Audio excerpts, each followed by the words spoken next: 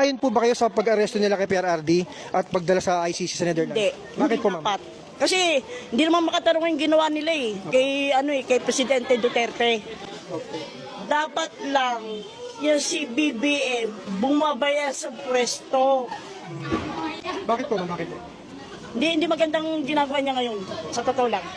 Kaya Binoto niya ba si BBM? Yung kabako? binoto namin siya. Si Sara, binoto niya rin. Oo, si Yung unit team, binoto niya? Unitin. Binoto namin siya. Pero nagsisi ako na binoto ko si BBM. Sa totoo lang. Bakit po, ma'am? Kasi sa nangyayari ngayon, Opo. kidnapping ng mga bata.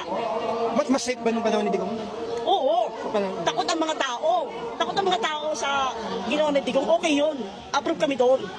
Kaya yung mga tao ngayon, wala na kinatakutan kasi wala na si Duterte. Ibig sabihin, mas delikado kayo, ma'am? Mas delikado ngayon.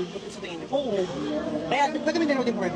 ha? Taga Mindanao din po kayo? Hindi. Dito po kayo sa Taguig? Dito po kami sa Taguig talaga. Thank you po sa opinion niyo, ma'am.